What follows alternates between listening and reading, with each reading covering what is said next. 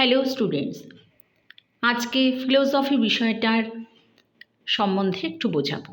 তো এই ফিলোসফি বিষয়টি অর্থাৎ দর্শন বিষয়টির পাশ্চাত্যের ফিলোসফি ও ভারতের দর্শন শব্দের পার্থক্যটা আমি একটু তোমাদের বোঝাবো। তো এই পাশ্চাত্যের যে ফিলোসফি, এই ফিলোসফিয়া এই দুটি কথার সংমিশ্রণে এসেছে। অর্থাৎ ব্যুৎপত্তিগত অর্থে বা আক্ষরিক অর্থে ফিলোসফি কথাটির অর্থ জ্ঞানের প্রতি অনুরাগ বা সত্যের প্রতি অনুরাগ। আর ভারতের যে দর্শন অর্থাৎ ফিলোসফি কথাটির অর্থ হচ্ছে দর্শন। তো এই দর্শন আর এই ফিলোসফি এদের মধ্যে যে বিস্তর পার্থক্য রয়েছে সে সম্পর্কে একটু বলছি। তো ব্যুৎপত্তিগত অর্থে ফিলোসফি হলো জ্ঞানের প্রতি অনুরাগ বা সত্যের প্রতি অনুরাগ। আর ভারতের যে দর্শন, এই দর্শন শব্দের অর্থ হচ্ছে দেখা। আর আক্ষরিক অর্থে আমি এই দেখাটা সত্য দর্শন বা তত্ত্ব দর্শনকে বোঝাবো। অর্থাৎ যে দর্শন শব্দের অর্থ হচ্ছে দেখা, এই দেখা বলতে তত্ত্ব দর্শন বা সত্য দর্শনকে বোঝানো হয়। এছাড়া বলতে পারি যে পাশ্চাত্যের যে ফিলোসফি, এই ফিলোসফিতে জ্ঞান সর্বদাই সত্য হয়। আর ভারতীয় দর্শনে জ্ঞান সত্যও হতে পারে আবার মিথ্যাও হতে পারে। তো ভারতীয় দর্শনের জ্ঞানটা সত্য হয় বটেই, কিন্তু সেক্ষেত্রে কিন্তু মিথ্যা হওয়ার সম্ভাবনাও থাকে।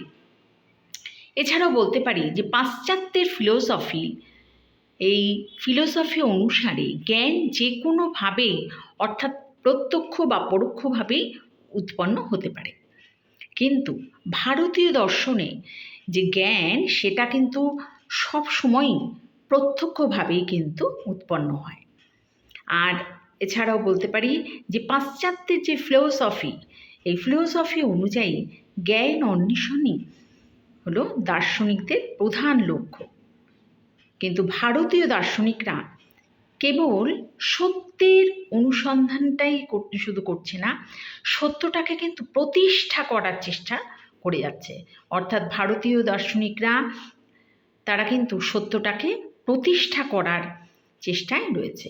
তাই এই সত্যকে প্রতিষ্ঠা করাই ভারতীয় দার্শনিকদের মূল লক্ষ্য। এছাড়াও বলতে পারি যে পাশ্চাত্যের যে ফিলোসফি, এই ফিলোসফির প্রসার কোনো একটা নির্দিষ্ট গ্রন্থ বা সাহিত্যকে কেন্দ্র করে কিন্তু কখনোই গড়ে ওঠেনি। অপরদিকে আমি বলতে পারি যে ভারতীয় যে দর্শন, এই ভারতীয় দর্শন বেদ নামক প্রাচীন গ্রন্থকে কিন্তু নির্ভর করে এটা কিন্তু প্রসারিত হয়েছিল।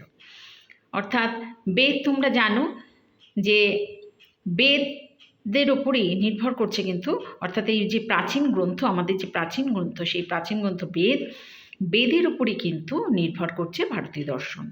এই বেদের উপর নির্ভর করেই কিন্তু ভারতীয় দর্শন প্রসারিত হচ্ছে।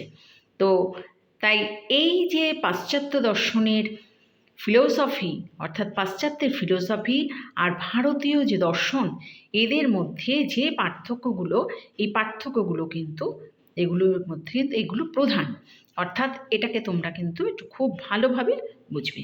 তাই আজ ছিল পাশ্চাত্যের ফিলোসফি ও ভারতীয় দর্শনের মধ্যে যে শব্দগত যে পার্থক্য, সেই পার্থক্য সম্পর্কে আমি একটু তোমাদের বোঝালাম।